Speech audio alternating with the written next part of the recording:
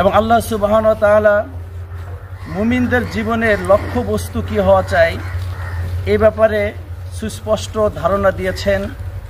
আল্লাহ তাআলা কালামে পাকের মধ্যে আল্লাহ তাআলা বলেন যে মুমিনদের মুখের ভাষা কথা এমনটাই হওয়া চাই, ইন্না সালাতি ওয়া নুসুকি ওয়া মাহইয়ায়া ওয়া মামাতি লিল্লাহি রাব্বিল আলামিন, যে আমার নামাজ, আমার কালাম, আমার কুরবানি, আমার বেঁচে থাকা, আবার মরে যাওয়া পুরোটাই শুধুমাত্র আল্লাহ সুবহানাহু ওয়া তাআলার জন্য।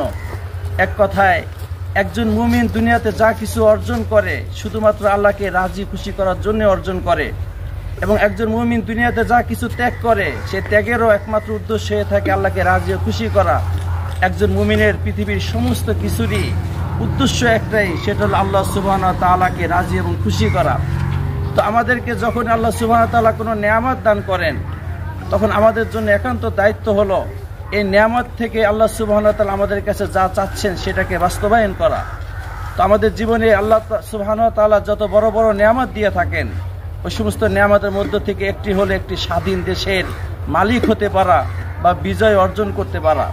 আল্লাহ সুবহানাহু ওয়া তাআলা বিজয় অর্জন করার পরে মুমিনদের কাছে যা যা চেয়ে থাকেন ওই বিজিত এলাকায় তারা যা যা করবে আল্লাহ সুবহানাহু ওয়া তাআলার কালামে পাক থেকে যদি আমরা এগুলোকে রিসার্চ করে বের করি তাহলে দেখা যায় আল্লাহ সুবহানাহু ওয়া তাআলা বিজিত এলাকায় মুমিনদের কাছে 5টি বিষয় চেয়ে থাকেন।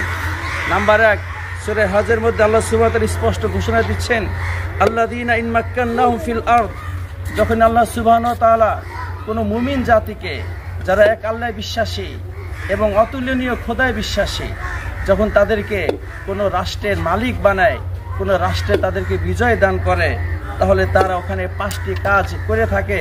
তার মধ্যে নাম্বার 1, আল্লাহ তাআলা বলেন আকামুস সালাহ, তাদের বিজিত এলাকায় তারা নামাজ প্রতিষ্ঠা করে, অর্থাৎ ওই যে সমস্ত এলাকায় নামাজ পড়াটাকে মানুষের জন্য বাধ্যতামূলক করে দেয়। এবং মুমিনদের জন্য, বিশেষ করে মুসলমানদের জন্য নামাজ থেকে দূরে থাকার কোনো অবকাশ নেই। অন্য হাদিসের মধ্যে আল্লাহ রাসূল সাল্লাল্লাহু আলাইহি ওয়াসাল্লাম বলেন, মান তারাকা সালাতা মুতাআম্মিদান ফাকাদ কাফার, যখন কোনো মুসলমান ইচ্ছাকৃত নামাজ ছেড়ে দেয় সে আর মুসলমান থাকে না, কাফের হয়ে যায়। তো একজন রাষ্ট্রপতির জন্য অন্যতম দায়িত্ব হলো তার দেশের জনগণের ঈমানটাকে টিকিয়ে রাখা, সেই জন্য নামাজ ছেড়ে দিয়ে কাফের না হয়ে যায় এটাকে সুনিশ্চিত করা। সে কারণে একটা বিজিত এলাকায় একজন মুসলিম রাষ্ট্রপতি বা মুসলমানরা সর্বপ্রথম নামাজকে কায়েম করে, নামাজকে প্রতিষ্ঠা করে, প্রত্যেকটা মানুষের জন্য নামাজ পড়াকে অবধারিত করে দেয়। দ্বিতীয়ত আল্লাহ সুবহানাহু ওয়া তাআলা আয়াতের মধ্যে বলেন ওয়াতাউজ যাকাত, এবং তারা ওই অঞ্চলে যাকাত দেওয়াটাকে প্রচলন ঘটায়। আমরা জানি নামাজ পড়ার পরে একজন মুমিনের পর অন্যতম ফরজ বিধান হলো যাকাত আদায় করা। তৃতীয়ত তারা বিজিত এলাকায় তারা কি করেন, আল্লাহ তাআলা বলেন ও আমারু বিল মারুফ, এবং তারা ওখানে ভালো কাজের আদেশ দেয়। ও নাহাউ আনিল মুনকার, 4 নাম্বার তারা ওই অঞ্চলে খারাপ কাজ থেকে বাধা দান করে থাকে।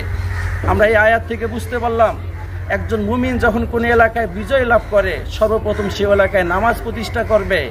নাম্বার 2, যাকাত দেওয়াকে আবশ্যক করে দিবে। 3 নাম্বার ওই দেশের সৎ কাজের আদেশ, এবং 4 নাম্বার অসৎ কাজ থেকে নিষেধ করাকে তার একান্ত কর্তব্য দায়িত্ব মনে করে থাকবেন। এবং সূরা নাসরের মধ্যে আল্লাহ সুবহানাহু ওয়া তাআলা আরো একটা দিক নির্দেশনা দেন, ইযা জা নাসরুল্লাহি ওয়াল ফাত আরাইতান নাস ইয়াদখুলুনা ফি দীনিল্লাহি আফওয়াজা, যখনই নাকি বিজয় হয়ে যায় তখন দেখবে মানুষ দলে দলে ইসলামে প্রবেশ করবে। তো তখন মুমিনদের জন্য একান্ত দায়িত্ব হলো তাদেরকে যে আল্লাহ তাআলা বিজয় দান করেছেন এটার কারণে অহংকারী না হয়ে যাওয়া, বরং তারা বিনয়ী হওয়া এবং আল্লাহ তাআলার কাছে ইস্তেগফার করা যে আল্লাহ তাআলাই আমাদেরকে বিজয় দান করেছেন, আমাদের ব্যক্তিগত কোনো ক্ষমতা ছিল না, এটা আল্লাহ তাআলার দেওয়া নিয়ামত। তাই আল্লাহ সুবহানাহু ওয়া তাআলার কাছে ইস্তেগফার করা, এবং পাশাপাশি মানুষের জীবনে বিজয় যেভাবে আসে সেভাবে পরাজয়ও আসে, সে পরাজয়ের জন্য প্রস্তুতি নেওয়া। সেজন্য আল্লাহ সুবহানাহু ওয়া তাআলা বলেন যখনই তোমার বিজয় অর্জন হয়ে গিয়েছে তুমি ইস্তেগফার করতে থাকো এবং পাশাপাশি বেশি বেশি তাসবিহ পড়তে থাকো এবং তুমি পরকালের প্রস্তুতি নাও। সম্মানিত হাজিরিন, আমরা আল্লাহ সুবহানাহু ওয়া তাআলার অসংখ্য শুকরিয়া জ্ঞাপন করছি, তিনি আমাদেরকে বাংলাদেশ নামে একটা স্বাধীন রাষ্ট্র দিয়েছেন। আমরা এখানে 95% মানুষ মুসলমান।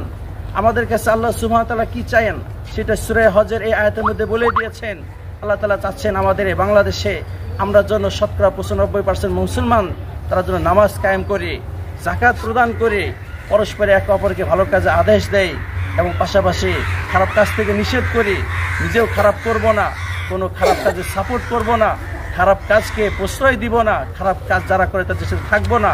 এবং পাশাপাশি আমাদের বিজয় আল্লাহ সুবহানাহু ওয়া তাআলা দিয়েছেন তার শুকরিয়া জ্ঞাপন করা এবং বিজয়ের জন্য আল্লাহ সুবহানাহু ওয়া তাআলা আমাদের থেকে ছিনিয়ে নিয়ে না যান সেজন্য সতর্ক থাকা এবং এই বিজয়টাকে অর্জন এবং পাশাপাশি ধরে রাখার জন্য বেশি বেশি ইস্তেগফার এবং প্রস্তুতি এবং আল্লাহ সুবহানাহু ওয়া তাআলা যা যা আমল করতে বলেছে সেগুলো করা। এগুলো যদি করা হয় তাহলে আমাদের বিজয় দিবস পালন করা হবে সার্থক।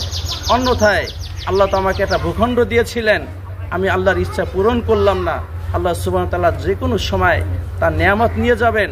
কারণ আল্লাহ সুবহানাহু ওয়া তাআলা বলেন লাইন শাকারতুম লাযিদান্নাকুম, যদি আমি তোমাদেরকে যে নিয়ামতগুলো দিয়েছি ওই নিয়ামতগুলো পাওয়ার পরে শুকরিয়া করো তথা ওই নিয়ামত দিয়ে আমি তোমার কাছে যা চাচ্ছি ওইটাকে বাস্তবায়ন করো, তাহলে আমি তোমার এই নিয়ামতকে বাড়িয়ে দিব।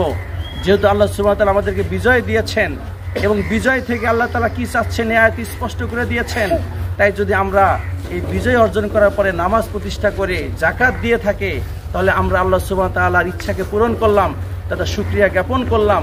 আল্লাহ সুবহানাহু ওয়া তাআলা আমাদের বিজয়ে বরকত দান করবেন এবং এটাকে স্থায়ীভাবে আমাদেরকে দিয়ে রাখবেন। আর যদি আমরা না শুকরিয়া করি, আল্লাহ তাআলা আয়াতে শেষ অংশে বলেন ওয়াইন কাফারতুম ইন্না আযাবি লাশাদীদ, আর যদি আমার নিয়ামত পাওয়ার পরে কুফরি করো অর্থাৎ ওই নিয়ামত তোমাকে যে জন্য দিয়েছিলাম ওইটা যদি বাস্তবায়ন না করো তাহলে আমার শাস্তি বড়ই কঠিন, আমি যে কোনো সময় তোমার থেকে ওই নিয়ামত ছিনিয়ে নিয়ে যাব। তাই আল্লাহ সুবহানাহু ওয়া তাআলার কাছে আমরা শুকরিয়া জ্ঞাপন করছি একটা স্বাধীন দেশ পাওয়ার জন্য, পাশাপাশি আমরা এই স্বাধীনতা ধরে রাখার জন্য আল্লাহ সুবহানাহু ওয়া তাআলা আমাদেরকে যেই দায়িত্ব দিয়েছেন সেইগুলো পালন করার জন্য আল্লাহর কাছে সাহায্য চাচ্ছি। আল্লাহ তাআলা আমাদেরকে সাহায্য দান করেন এবং আমাদের এই ভূখণ্ডে আল্লাহ তাআলা চাওয়ার বিধানগুলোকে বাস্তবায়ন করার মতো তৌফিক দান করেন। আখিরি দাওয়ানা আলহামদুলিল্লাহি রাব্বিল আলামিন। আসসালামু আলাইকুম ওয়া রাহমাতুল্লাহি ওয়া বারাকাতুহু।